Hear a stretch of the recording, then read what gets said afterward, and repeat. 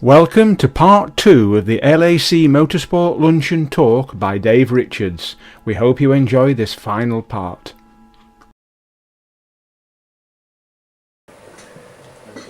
Porsche then packed up, and you've really not got too much on, really. You've got a few G-Med shows. We're in trouble at that stage. You know, life goes in cycles, and BMW came along. I think we identified BMW, and we became BMW's biggest customer worldwide in terms of motorsport, because they were building race cars. So we're buying all the bits to build rally cars, because we realised they'd be quite good on rallies. Yeah. And I think we built about 60 of these cars. Were they racing themselves? They were racing. So you just sort of started their rallying then? Yeah. And then was it Frank Sidner that sort of suggested you then went and did more racing this end? There's a gentleman at the back there, and you can remember us well in those days, because Frank Sidner came along to me one day, and we were rallying with BMW. Frank turned up one day and he said, "Look, I hear you build racing cars or rally cars, and how about building me a race car?" Now, everybody had told me had nothing to do with Frank Sidner. This guy, they said to me, this guy is somebody you steer clear of. So I thought about this for a while. I said, "We'll have another meeting next week." And he came back to see me, and I said, "Look, Frank, this is the deal. We'll build the race car, we'll do the whole thing, we'll run the team, but I'll run the team, you'll drive the car." And Frank, often, I meet him every so often now, and we're great friends still, and we see each other regularly. He said, "Nobody's ever talked to me like that. I ran my business, and you turned around to me and said, you sit down there, you drive the motor car, and you're just going to go and do it." And he won the British Championship for us a year later. Because he didn't have anything else to actually concern himself. He turned up, got in the car, he was going to race it. Great job. Did him a favour. Great job. But boy, we had some terrible times. We had some great drivers on the team. We had James Weaver, we had Mike Smith. Remember the disc jockey Mike Smith? Well, they used to crash into each other every 5 minutes. We'd go around and say, "What the hell are you doing crashing into each other?" And I get calls from the boss of BMW saying, "If this carries on, this is we're trying to change our image. Everyone thinks this is BMW drivers on the M25. And you've got to stop it, otherwise I'd pull the plug." And well, anyway, it was a great period. But you had it for quite, we did about 5 years British Championship. And won a World Championship rally. We won a World Championship rally. I was over there this year actually. Yeah, I had a look. We ran all those stages again, and they lost. Yeah. The rear-wheel drive car, actually, I suppose in those days, was just spot on for them. But really was, life was changing then. You could start to see on the horizon four-wheel drive was the only way to go rallying. Sure. And that's what made us realise we had to go out and find another partner, and hence the Subaru relationship. But that was sort of fortuitous both ways, wasn't it? It was quite extraordinary set of circumstances. No one can say that life is by design all the time, because it's certainly luck and being in the right place at the right time. Certainly in my life, played an important part in it. So that when Mr. Kuza sort of popped to see you just at the time when you wanted to go and see him, was that? Yeah, a guy turns up on my doorstep, and I didn't know this guy from Adam, a little Japanese man who very sadly died a couple of years ago, became a great friend of mine, and he turned around and said, "Look, can you turn our road cars into rally cars?" And subsequently, the boss of Subaru in England wrote to me and he said, "When we first met, or when I first heard of you, I was selling pickup trucks to pig farmers. I'm now selling sort of iconic cars to sort of petrol heads, and the move and the shift in the product was quite extraordinary. And if ever there was an example of how, done properly, motorsport can transform brands and can change its perceptions." It did the same when Andrew and I and Colin Malcolm won Mercedes in the Sydney. When we first went to Australia, Mercedes Australia didn't want that. Yeah. No help, no assistance, nothing. I still got the letter from Bernard Anderson, the director in Australia, saying that 12 months later they couldn't sell any more cars because they were controlled how many cars were imported from Germany. But the mix was entirely different. Instead of taxis, they were selling sports cars. So their profits had just gone up through motorsport. Motorsport can handle properly be a great sales tool for the car industry. And whether that's going to be the case forevermore, because I think we have to really seriously consider what's going to happen in motorsport for the future and how we actually adapt to the situation we're in today, where my kids, and especially sort of talk to them about this, that I think that sort of environmental issues have become so critical. Talking so about fuel and emissions and all that. yeah, we have to change our way of working. Yeah. We have to think differently, and we have to adapt very quickly now. We have not lost it yet. Not We far. have every possibility of doing that unless we think differently. And I think Max Mosley in Formula One is actually thinking the right way, in my view. But what about WRC then? I mean, isn't that going to be a problem for Subaru? No, Because it's they haven't not. got the mixture, have they? No, they have. Have they? If you read everything that's going on, they'll launch a diesel next year. The first box of diesel that's ever been produced, which is quite an extraordinary feat. It's not easy to do. And maybe there's an opportunity for that. Maybe there's an opportunity for other ideas that we can do in the World Crowd Championship. Super 2000? You know, I think people misunderstand that. The rules, the technical rules today, you have this high-level World Rally cars, and the Super 2000 is designed for the private competitor to compete with the Group N. Yeah. We've got a great Group N car today, and but other manufacturers don't have that possibility. So it's those regulations designed for them. So there's sort of rumour of Super 2000 taking over WRC specs. Well, yeah, I'm sure Fiat would like to think that, Well. but Fiat, they've been great. The Italians are so political; they're so good at doing these things. Trying to Getting shift the rules. information out there so you believe it might happen. Yeah. Exactly. Well, let's go back to the Subaru business. So you started with Legacy, didn't you? And you started with a young McRae. Yeah. I mean, you must have known through Jimmy, you knew Colin. I mean, Yeah. I've got pictures of him Yeah. with our teams in the 80s. He's always been around, really. Well, Colin was, I knew Jimmy for years. He drove a 6R4 for me in the Metro days. He drove various things, and Jimmy and the family were very close. And Colin was a sort of young upstart at the time. I remember in a Sierra when he sort of held the Sierra together with Vela Twine, if I remember correctly, finishing the rally in GB, Yeah. the RAC rally in those days. And I met Jim at the Autosport show not long after. He said to me, "Any chance of giving you a drive?" Well, he didn't have any money to sponsor him or do anything. But he said, "Look, sometimes you have to take risks and things." And he said, "Let's just do it and see what happens." And Colin joined us. I said to him, I remember sitting down with him at the time. I said, "Look, Colin, he was pretty early 20s now, younger than my size today." And I said, "Look, you're going to have to do everything here. You're going to have to, when you're not driving, you're going to drive a truck down to Portugal or Spain for us. You're going to be helping in the workshop. Whatever we ask you, you're just going to do it, and we're not going to pay you either."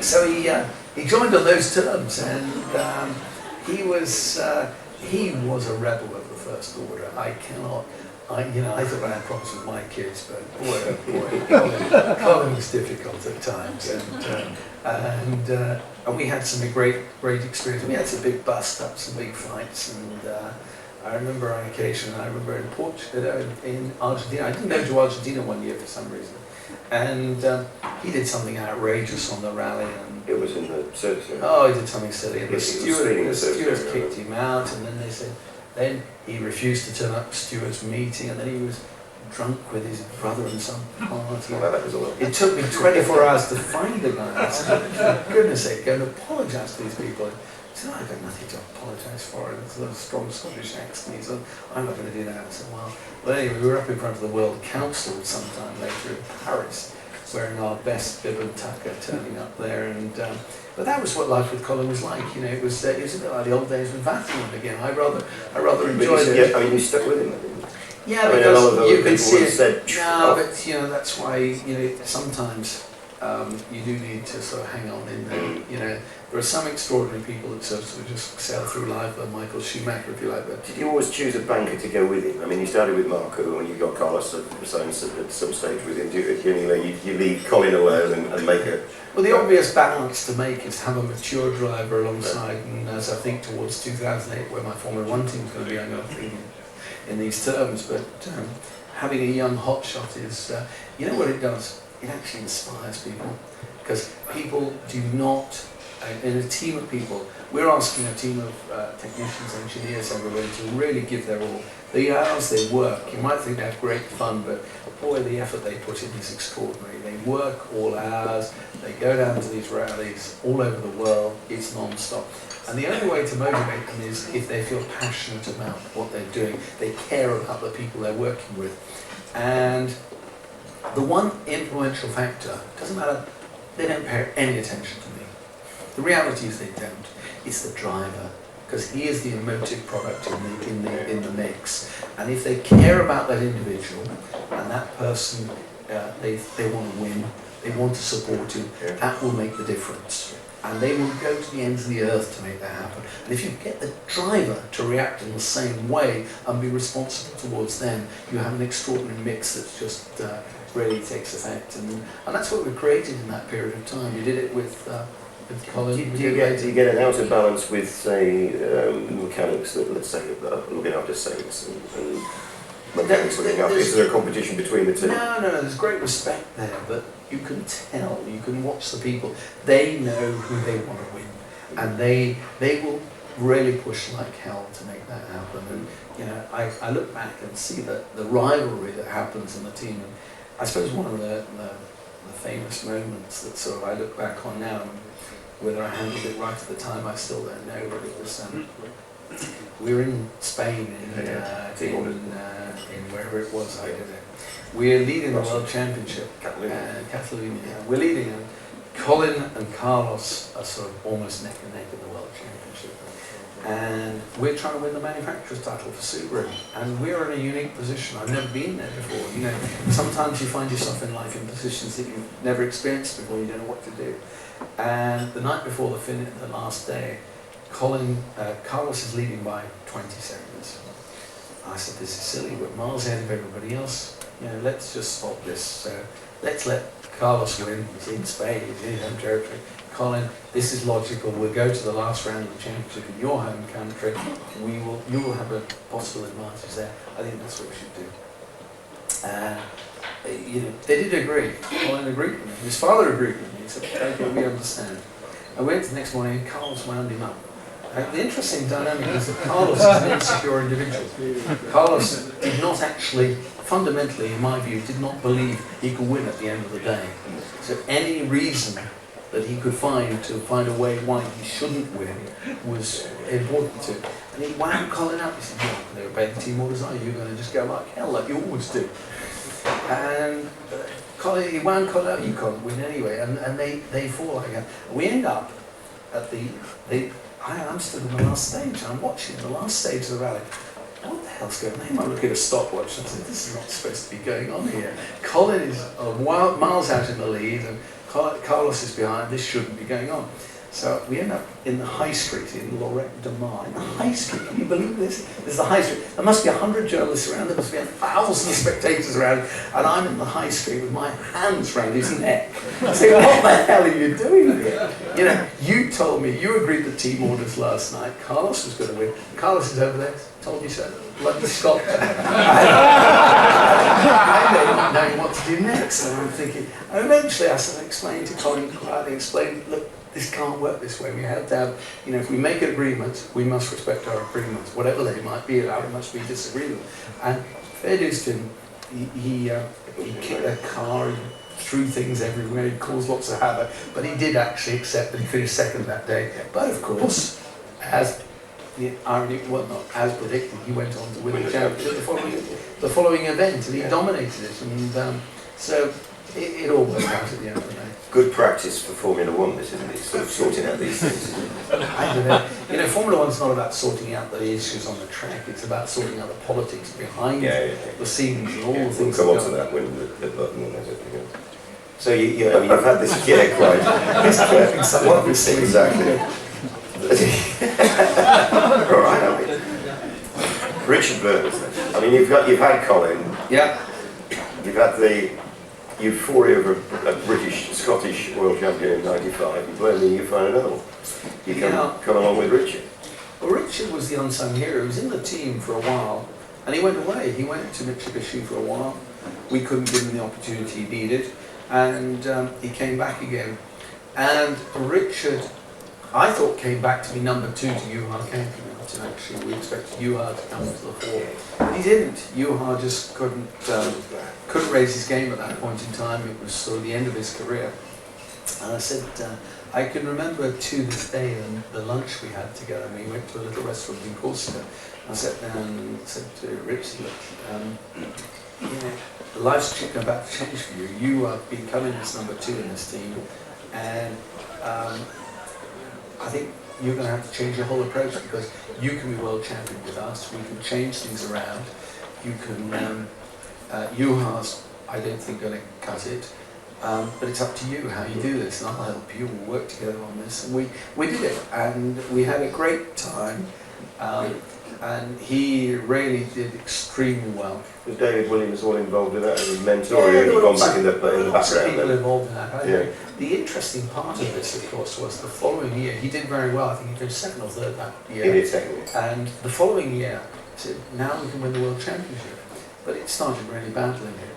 And by midway through the year, he had decided, he said, I can't win this team, they're just hopeless. And these people over in France are going to build this new car, I want to go to Persia, I want to be in a French team, I want to drive a French car, go there.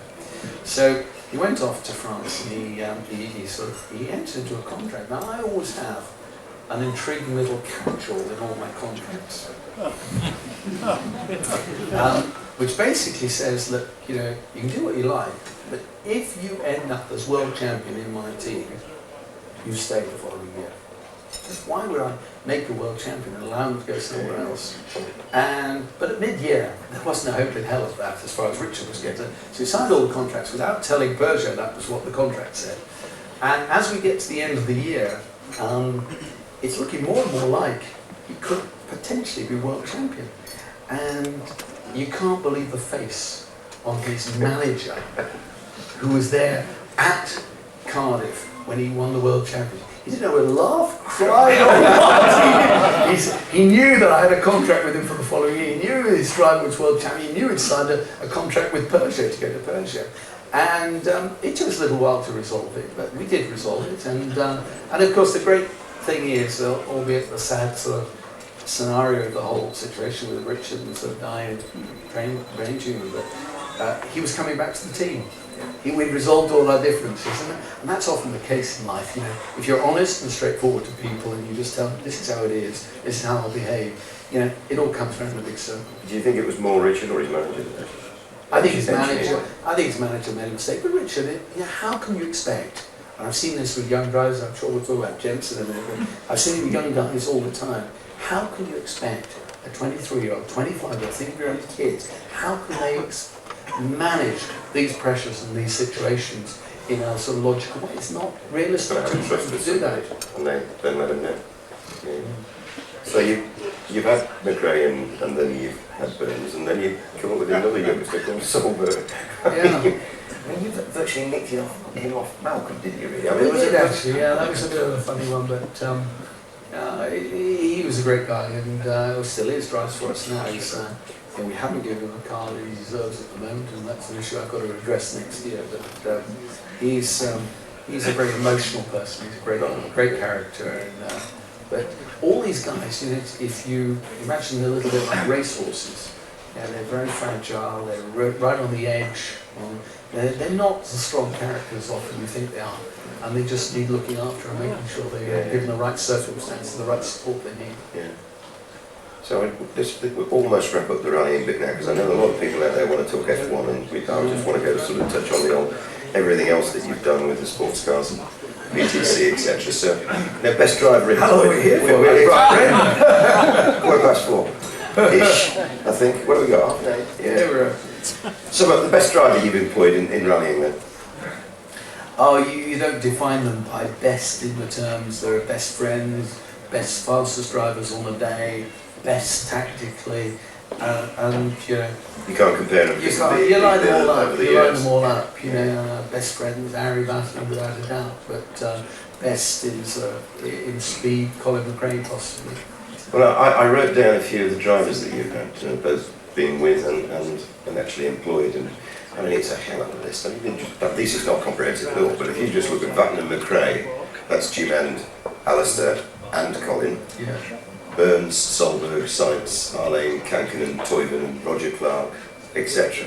Was there anybody that got away? Was there a Tommy Mackinnon that you might have had, or a Marcus Cronome that you probably would have liked? Sebastian Loeb, I suspect. I tried to get Sebastian 3 years ago, and we made a big effort to try and pull him across to us. And to his credit, he said, no, Citroën has supported me throughout. I'm a French driver. I will stay with the French team. I think we're that far from getting him. He seems an incredibly level-headed man. He is very level-headed. He's very mature. He's your sort of Schumacher. Is that because he came to sport a bit later? No, I've got a different view of this. In motor racing, everyone in this room who's been involved in motor racing, come on, be fair and be honest with yourself. How often do you go to the gym in the morning? How often do you train? How often are you disciplined about the way you go about your sport? But Sebastian Loeb started off as a gymnast. He went, his father was a PE teacher, he was a national gymnast, national champion. He went up, he got at 6 o'clock in the morning, he went training. And he has this methodical approach to create champions. He brought that to motor racing and to rallying. And that's a discipline that we're missing in most of our previous champions. But it will be a feature of the future. Wally Rule was similar. Walter was similar. Skiing. Very Walter Rule. But he came from skiing and he got that Exactly. discipline of doing things outside sport. Very interesting, isn't it? Right, quickly, let's have a look at touring cars. I mean, we've already discussed that you had BMW and you had Frank, but you know, because you went back and used your Odetto link to get Alfa as well, didn't you? Yeah, we got Alfa Romeo. And where did they base themselves, David? They based themselves in we took over a pub. You did. We took over a pub. Good move. The Italian said to me, he said, we're going to come to England, where do you suggest we go? And I knew an Italian landlord, so we literally took over the pub in its entirety. And we had to get Italian TV put in by satellite, and lots of pasta, and they were very happy there. So, and you won the championship, which helps. We did, yeah. Doesn't it really? Yeah. But you've had Honda and Ford. You've got Ford in Australia. Yeah. BTC is not there at the moment for you, is it? No, it's not. And the BTCC is unfortunately sort of perhaps not in recent years been the stature it was. But now you've got a World Touring Car Championship, maybe you might More see us there. interested? Yeah, you might see us there in the next couple of years. But, I mean, predominantly you filled that gap with sports cars. Yeah. With the Ferrari and the Aston Martin. Ferrari, yeah, but Aston Martin's always been a passion of mine. It's Yeah. more than just sort of just a business. It's just been a passion. I love the product. I think the cars are great. I think It's quite handy they're just up the road as well, isn't it? Yeah, they're next door to us. No, that's been a great. So that's an ongoing thing as far as Yeah. you're concerned. I mean, it's officially sanctioned by you're running it. They say that you're the works team. Well, or not? it's an interesting business model. They didn't have any money. You know, That's it's a not- surprise. Well, it's from Ford Motor Company. It's it's the same all over again. And so I went along to them a couple of years ago, and said, look, you've got no money. Give me the franchise. I will run all your motor racing worldwide for the next 10 years, and I will commit to doing certain things, which is principally go to Le Mans every year. If you will let me run all motor racing worldwide, you won't do it. And so it becomes our property for 10 years. Are you concerned that they might sell Aston Martin? Well, they're going to sell it, but you never know who might buy it. Sure.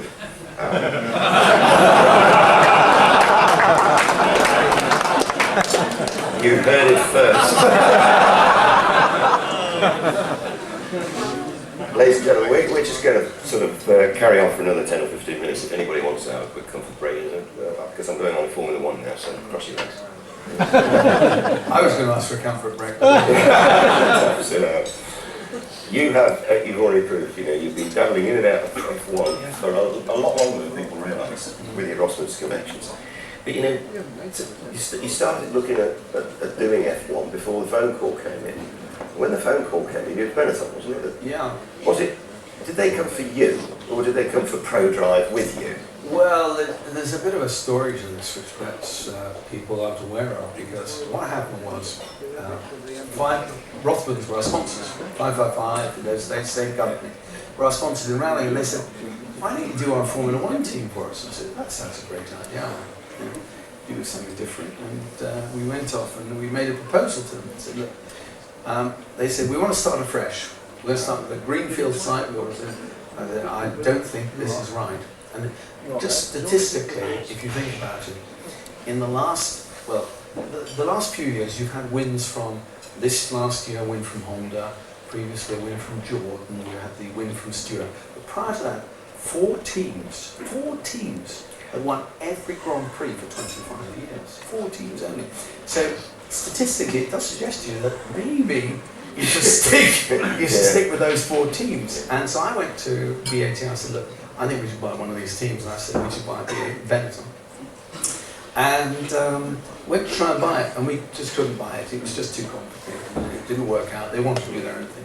But nonetheless, I got a call from Bernie a little bit later, and he said, David, they've got a few problems, the Benetton family. Would you get down to Italy and Treviso and have a chat with them, and because they'd like to have a talk to you? A bit like getting the calling from the Godfather. You know, you're never quite sure. You're not going to say no. You're never quite sure what's waiting for you when you arrive. And anyway, and it carries on as well, I tell you, because they said, look, we've got a few problems here as a team, and in a nutshell, Flavio's had his hand in the till. And we would like you to take over and, sort of, and go back and sort this out. So I went back and I sort of went back and I said, okay, I'll take on this challenge. I rang them up the day before and I said, I'm going into the factory tomorrow morning, and so 9 o'clock tomorrow morning. Yeah, that's fine, okay. Would you go and fire Flavio while you're there? Can you believe this? I had to go in the next morning, fire the incumbent guy there. So, but it was a bit like walking in. You see one of these Godfather films where the guy says, I know you're coming. I knew it was going to be you.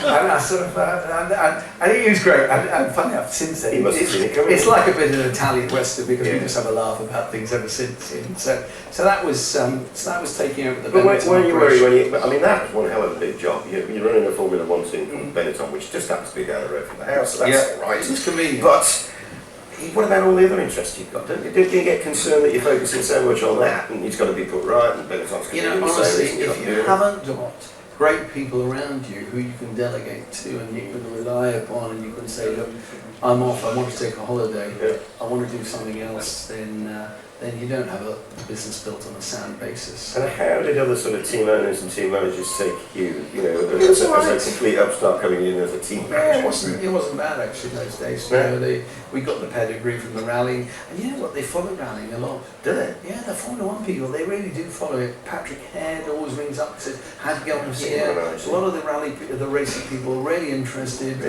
and they're all interested. They know the talent that the World Rally Championship guys have. And they know when they come face to face with them, whether it's racing champions or something like that, just how good these guys are. So an awful lot of respect from the Formula One people from the rally. And I suppose at the time with Benetton, that you weren't a threat at the time, because the team was on the floor, really, wasn't it? I think that, well, maybe that was the case, but I mean, you obviously picked it up and did something with it.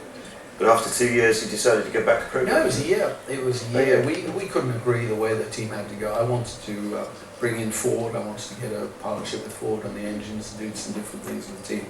And we could never agree. It's like any family business. It's always difficult to be the outsider on a family business. That's what I was. But that left a taste that you wanted to stay in F1, so that when sort of the BAR thing came along, it was something you really jumped at. No, what it did was it made me realise how I wanted to do it if I had the opportunity again. With a clean piece of paper. With a clean piece of paper. I wasn't going to be. I wasn't going to just do it for the sake of it, but I was going to do it if I had the right clean sheet of paper. But you followed Pollock. I mean, that must have been the same type of scenario, wasn't it, with Flavio? It was very tricky dealing with Jacques Villeneuve. I bet. Because Jacques was the incumbent. He didn't want you there, did he? No, he didn't want me there at all. And he made it very clear to me the first day I met him. And it was sort of. It was always going to be tricky. It was going to be extremely tricky dealing with a sort of fairly strong-willed character. I suppose if you ask me, my top 10 sort of disappointments is that I couldn't turn around my relationship with Villeneuve, because I still think to this day he was an extraordinarily talented guy. And but he lost the plot because of it, you think? I just think that he.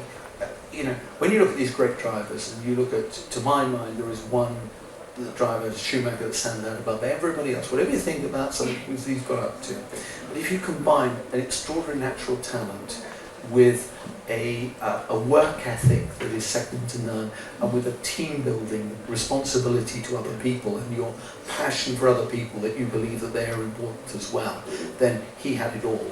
And there are very few other people I've ever met in my life who have that sort of combination. So a wasted talent. In Villeneuve, he didn't respect other people. He didn't believe that they were contributory to his success. He was just a...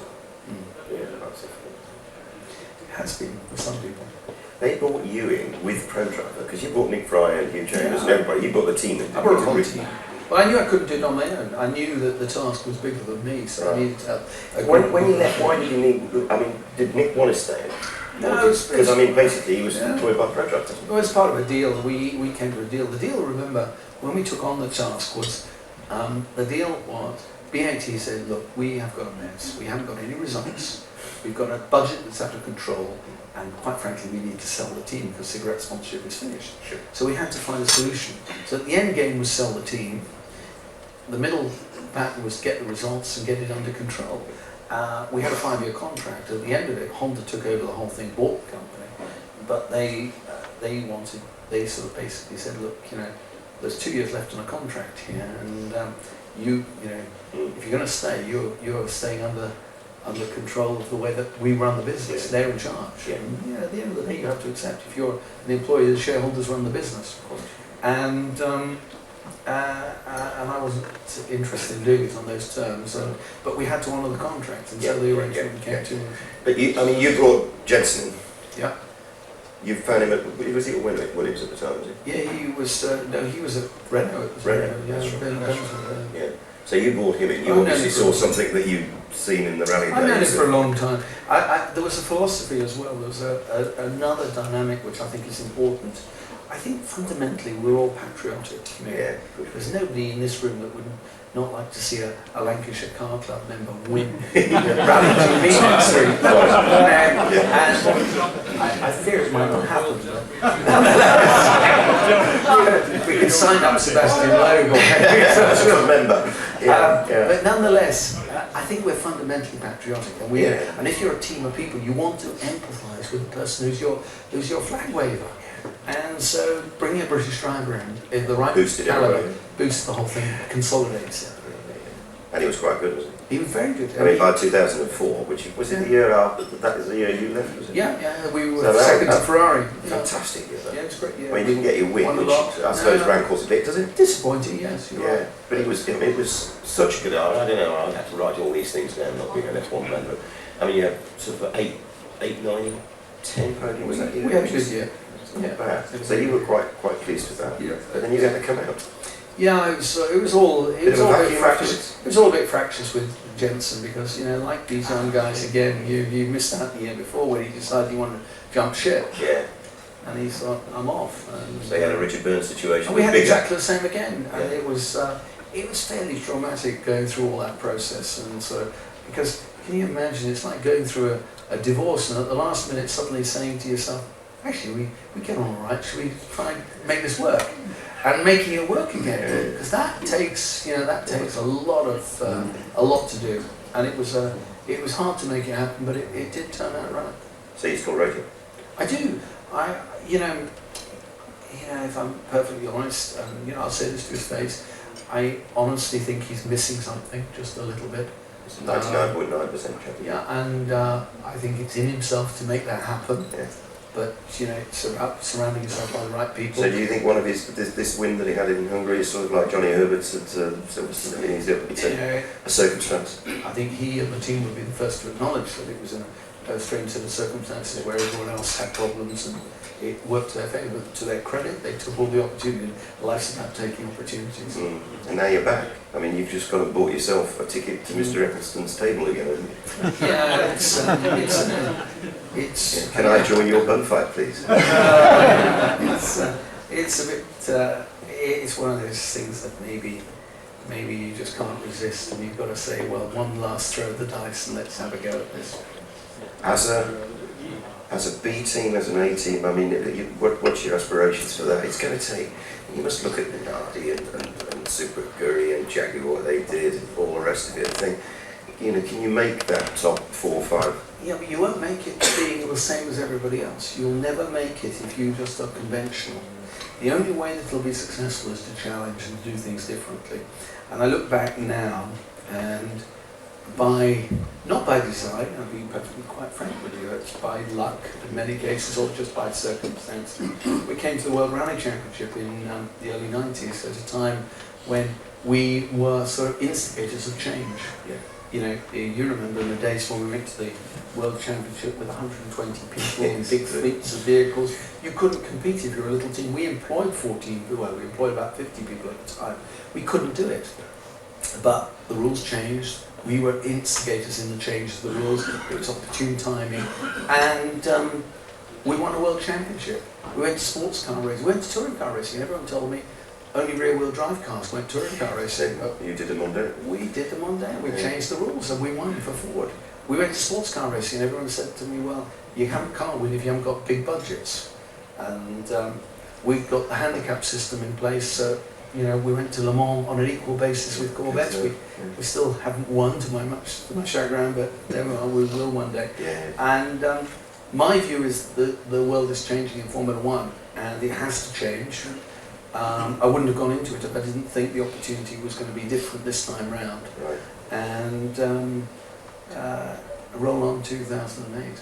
There's a lot of talk in all the maggies, and I know you shouldn't. I don't have newspapers myself, so because I don't believe half of them. But are you going to struggle to get a chassis and an engine and everything together for 2008? I doubt it. Good. That's the right answer. Think about it for There's a lot of politics in it. Think about it for 1 minute. The world in automotive is gone to consolidation. You look at a Volkswagen today. A Volkswagen Golf is a Skoda Fabia. It's an Audi A3. Is whatever. They're different brands under the same sort of chassis. When the economics determine that is the right way to go, that's what will happen. And in Formula One, that's going to happen. You started to see it happen by default with Super Aguri, with Red Bull. But now the top teams are realising that with restricted testing, with a whole range of other benefits to come, the way to make things work is to have a second team, not just a customer, but a true partner. Somebody who actually shares the same objectives, who will work with you, and you can work together. So the trick is finding the right one? The trick is finding the right one. Right. So wait, when are we going to find this out? Well, Mike said to me this might be a momentous occasion here at Lancashire Car Club when I disclose.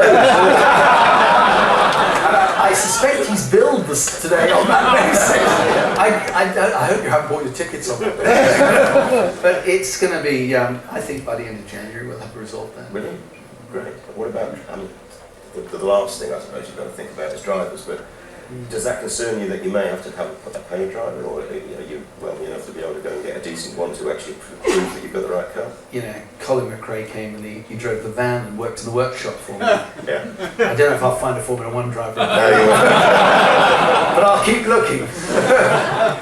Right, David, I'm just being sort of told to wrap it up for some questions. So I know there's a few of you. You've asked every question. Well, I've tried. Because we all want to go over.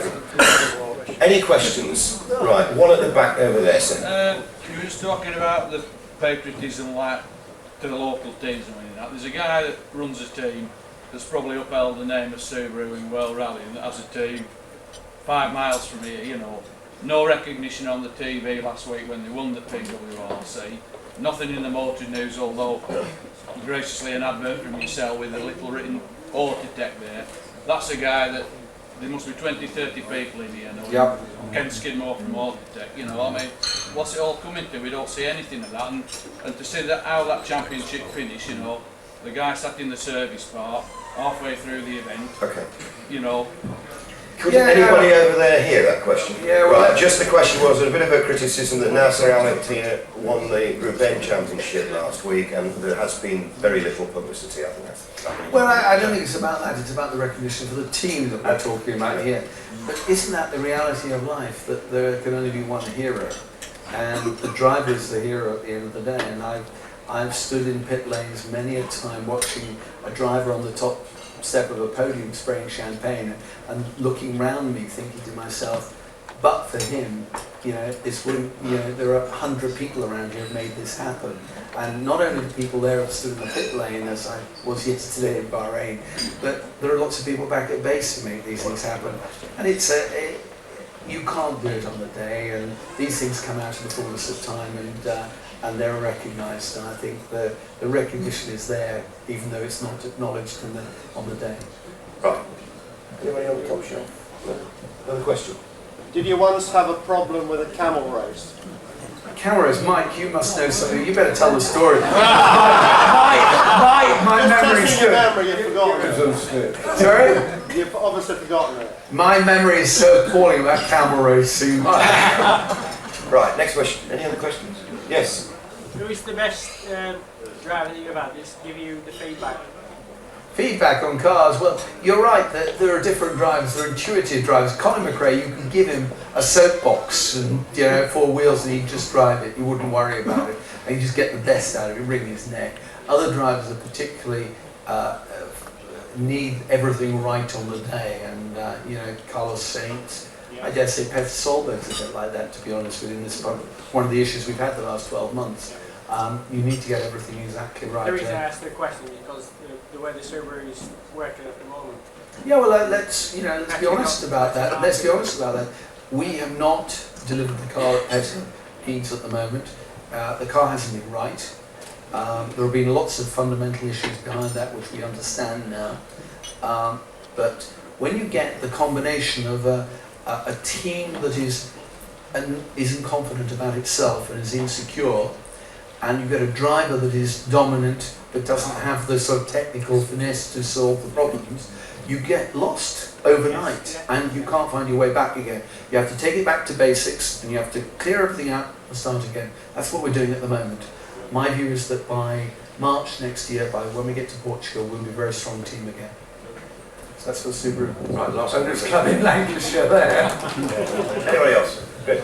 Yeah, with the announcement this morning from Malcolm Wilson about up to 8 Fords in WRC, do you think there's actually a danger when manufacturers go for that number of cars, A, dissipating their effort, and B, actually people pay to see the different cars competing, not 8 Ford coming through? Yeah, it's an interesting point, but I'm sure Malcolm will worry about dissipating the effort. I don't suppose he'll do that, because I'm sure he'll be very competitive next year, and I think, all credit to Malcolm, he's done a super job, because, Ford have given quite a hard time over the last few years, and to succeed up in Cumbria here with the resources he's had and build that up is incredible credit to him. I think I really acknowledge his success there.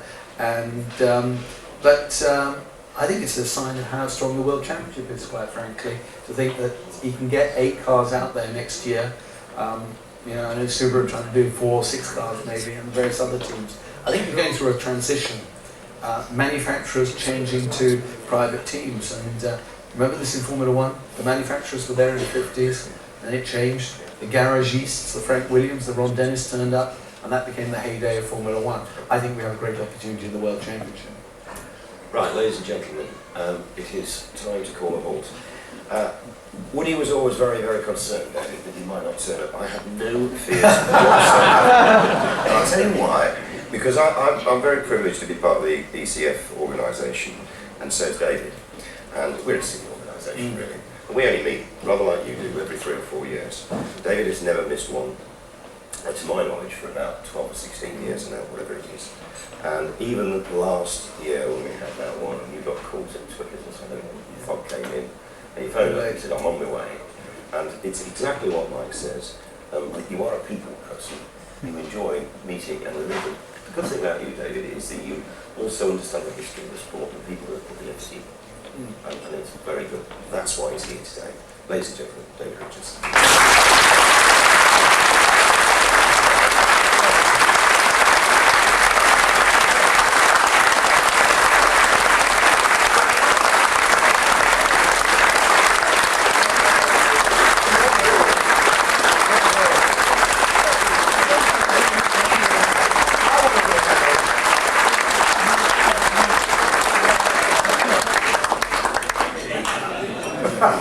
God, we all want to go to the loo.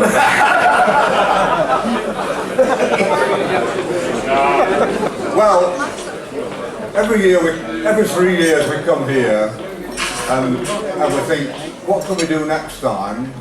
Can anybody better than the one we had previously? Well, I'm sure we've done that. We have an icon here. I don't think anybody's going to see David in a situation like this again, because it's going to be too busy. Absolutely. And really, it's a brilliant coup for the LAC. But before I go on, we talked a lot about grassroots, and I just have a little story to tell, and I have mentioned the beautiful Karen once, David Richards' wife, and sometimes I feel I know Karen better than David. I was going to say, I wish I did know him better than Just a little story, because we were some years ago in the Isle of Man, and it was the Akuri Cod Fillet gathering or something like that. We were all there. We were there to watch the Manx rally, and I think David was competing. He wasn't with us anyway, and we were all one happy gang, including Karen, and we had a minibus, and we'd gone out from Douglas to watch the first few stages in the south of the island, and I think it took us about 2 stages before we got totally bored. And I remember somebody saying, "Who's next round?" He said, "It's Roger Clark." He said, "It's time we went then." and so we're going to have a coffee, you see. So where should we go and have coffee? So we said, well, Peel's the nearest town. I know the Isle of Man very well, and Peel's not the most glamorous place in the world. So we went to Peel, and where did we go for a coffee? And somebody said, well, there's a good pub down by the harbour called the Creek. This is about 10 o'clock in the morning, and anyway, we all piled into the creek, and the rally was well forgotten about, and we were enjoying ourselves, and we were sat round the bar. It got round to about lunchtime, and we had a guy with us from Yorkshire, who's sadly not with us any longer, a chap called Yuck Hodgson. Now I can remember Karen sat at the bar, and David was doing his stuff in the car, and nobody was a bit bothered about that. And Yuck was a real comedian, and he disappeared. Nobody bothered much.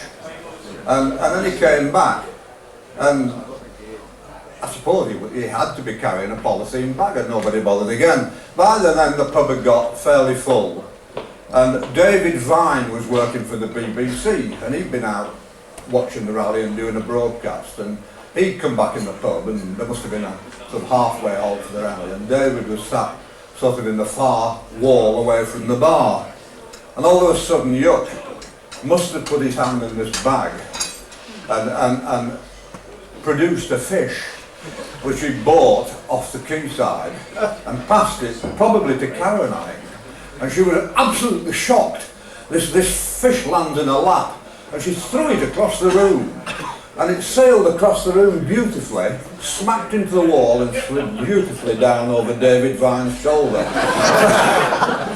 So, grassroots we are, Karen. Every 2 weeks during the summer, for my sins, I sit and watch the Formula 1 Grand Prix, and I have to say I enjoy it. But over the years, I've seen people I know. I've seen Uwe Anderson, who was a driver, and he was one of my fellow competitors, and he looked after Toyota. We have Jean Todd, who I know, and who works for Ferrari. We have a chap called Daniel Odetto, who was another co-driver and works for Super Aguri. And then David Richards.